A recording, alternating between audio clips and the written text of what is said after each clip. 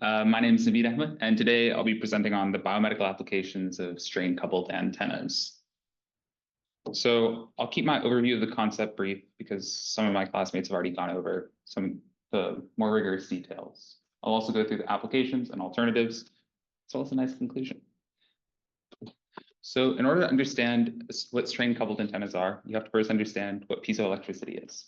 And so piezoelectric materials allow for the conversion of mechanical stress to electrical energy for the generation of surface and bulk acoustic waves. A surface acoustic wave being a wave that propagates along the surface, and a bulk acoustic wave being a wave that propagates through the bulk of the material or the vertical direction.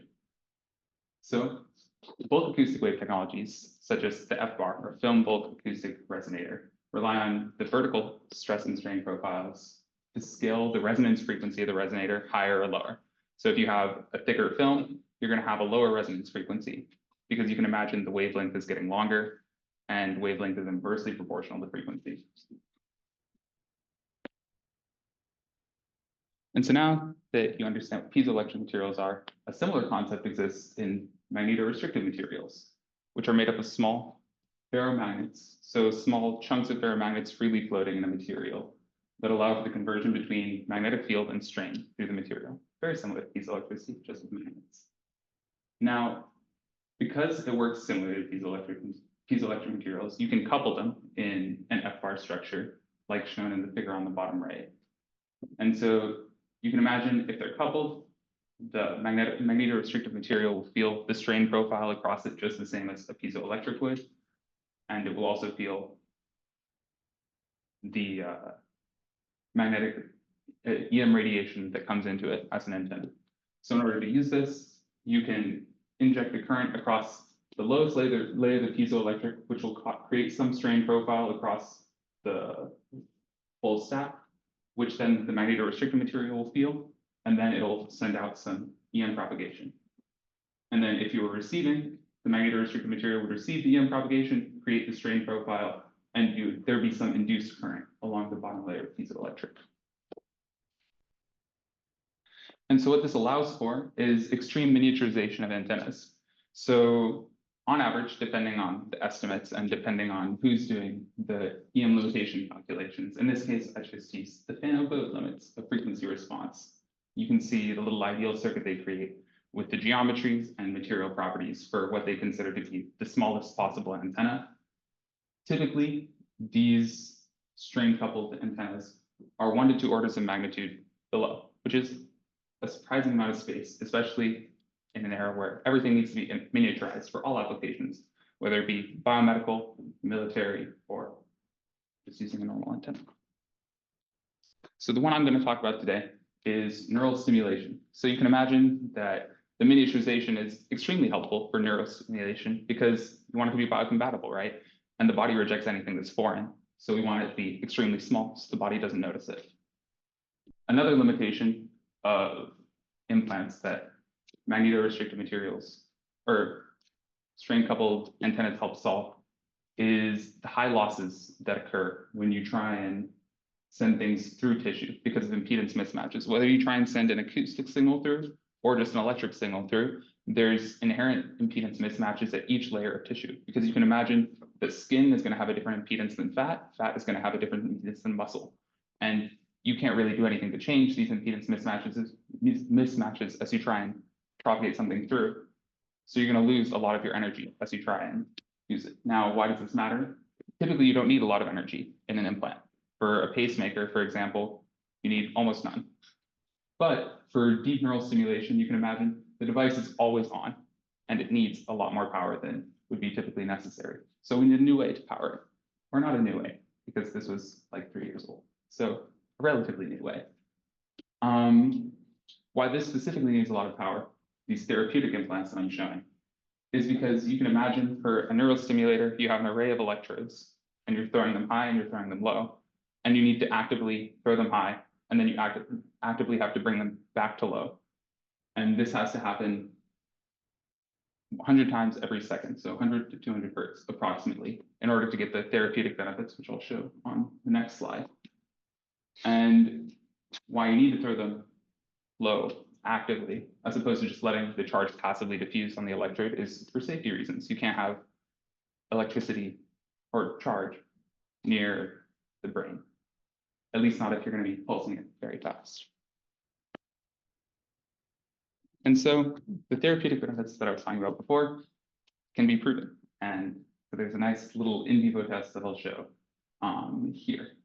Basically, they gave the rats Parkinson's disease, and then they injected them with oxydopamine to create a lesion on their brain that makes them have a proclivity to walk counterclockwise, which is interesting. But so they targeted this area of the brain specifically to make them walk counterclockwise. And the neural array should hope to assuage their proclivity for turning counterclockwise. And so we'll see. On one hand, you'll have the rat on the left with the neural stimulator off, and the one on the right with the neural stimulator on. So you can see the rat is indeed exhibiting unnatural behavior and turning counterclockwise repeatedly, where the other rat is just sort of exploring the cage. And thankfully, none of the rats went to harm. That was ensured. Well, obviously, there was a little bit of harm here, but the rats are still alive, or were alive when this paper was out. And so there's another in vivo proof of concept here, where this time they've configured the neural array to shoot dopamine through the rat's brain, less harmful than before. And so one of these coils is on, one of these coils is off. So if the rat prefers the coil that's on, it's going to be receiving dopamine. It'll stay there. And if it's in the coil that's off, it shouldn't prefer it. It should just act a little naturally curious and leave. And so they tested that as well. This video is a little longer, so I'm going to skip through. And you can see it's in the coil that's on currently, and it's staying there quite a while. But naturally, it will go and investigate the other coil, at least for a short amount of time. And you can see that very quickly, it recoils and leaves and goes back to the original coil. Now, there also are some alternatives to strain-coupled antennas for these types of implants. However, they have their own drawbacks.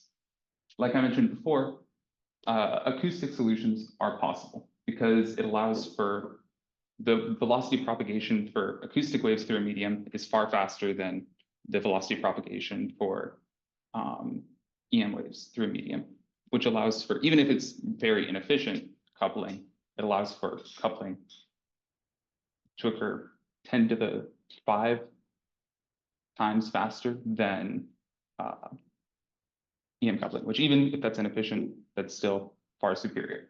However, in order to create a stable acoustic connection, you need to be in contact with the rat as shown, or not the rat, but really any subject as shown on the top right. But for a therapeutic implant, ideally, you would be able to just have it in your normal life moving about. So this would be a no-go. You can't just sit for an hour at a time every day in a doctor's office with some gun to your head. Another idea that's been proposed to stimulate the brain, similar to how the electrode arrays stimulated the brain, is superparamagnetic nanoparticles that will heat specific areas and regions of the brain when they're targeted with magnetic waves. And so this is obviously pretty complex, first in how they get the nanoparticles into the brain and how they target them, which is not ideal. Also, it's difficult to monitor exactly what the effects are and how the nanoparticles carry themselves within the body after they're released. Yeah, with that. How much time do You have 1 more minute if you need it. Okay, then in that case, I'll explain a little bit more about the superparamagnetic nanoparticles then, maybe.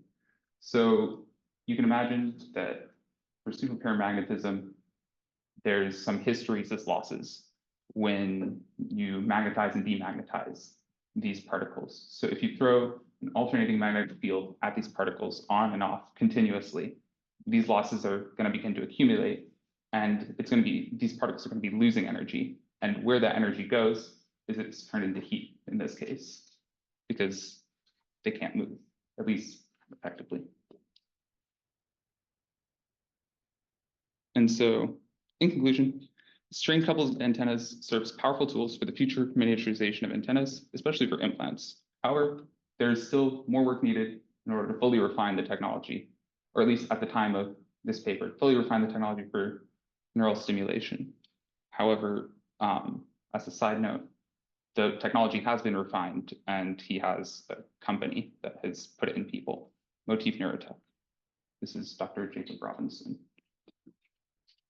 Yeah,